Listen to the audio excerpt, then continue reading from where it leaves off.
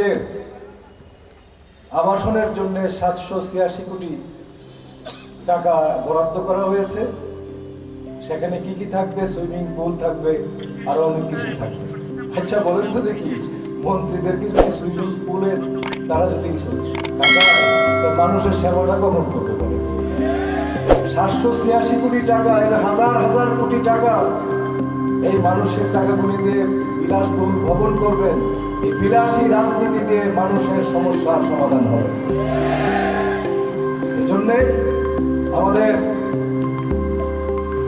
এই বাংলাদেশ জামাত ইসলামীর আমির তিনি বলেছেন, বাংলাদেশের এখন সবচেয়ে প্রভাবশালী জননেতা, আমি বলবো তাকে, তিনি বলেছেন যে বৈধ সুযোগ সুবিধাগুলিও যতটুকু না পারলেই নয়, এর বেশি তারা কেউ গ্রহণ করবেন না।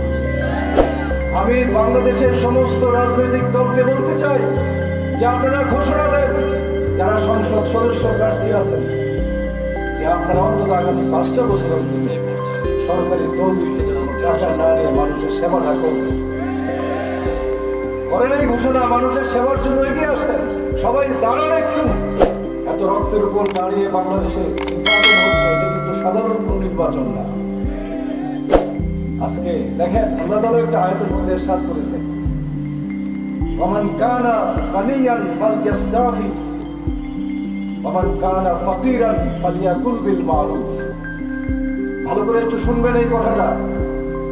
একটা সরকারের মধ্যে যারা রাষ্ট্র, যারা শাসক হন, তারা যদি ধনী হন, খাওয়ার ব্যবস্থা তার থাকে, তার বাসস্থান থাকে, রাষ্ট্র থেকে কোনো কিছু নেওয়া তার জন্য নিষেধ। আর যার অভাব আছে সে যৌক্তিক কিছু গ্রহণ করতে পারবে। কত সুন্দর নিয়ম না? আর এখনকার মানুষ এমপি হয়, মন্ত্রী হয়, চেয়ারম্যান হয়, হাজার হাজার কোটি টাকা খরচ করে, তার আকাঙ্ক্ষাই থাকে নির্বাচিত হওয়ার পরে জনগণের পয়সা লুট করে নিজের পকেট বাড়ি করা। 786 কোটি টাকার কি দরকার মন্ত্রীদের? আমি জানতে চাই এই সমাবেশ কেন, কি দরকার? মজে যাব, 2:10 নারায়ণগঞ্জ স্টেশন থেকে ট্রেন ছিল, 11টার সময় একটা ক্লাস ছিল।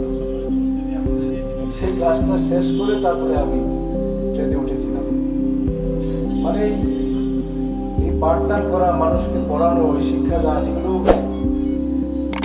আমার ছাত্র জীবনে কিছু মোটামুটি ভালো রেজাল্ট ছিল, কিন্তু আমি কখনো কোনো চাকরির জন্য অ্যাপ্লিকেশনও করি।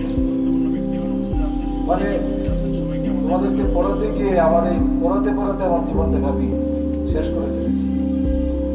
এটাই আমার ভালো লাগতো, এটাই আমার জীবনের সব কিছু ছিল। আমি যেদিন বিবাহ করেছিলাম সেদিনও কিন্তু আমি তারপরে বাসায় গিয়েছিলাম। মানে এই জিনিসটা আমার ভালো লাগতো, মানুষকে পড়ানো, নিজের সন্তানের মতো তোমাদেরকে দেখেছি। ভুলভ্রান্তি ছিল সেগুলো আজকে এটা সুযোগ হলো তোমাদের সামনে, তোমাদের কাছে আমি ক্ষমা চাই।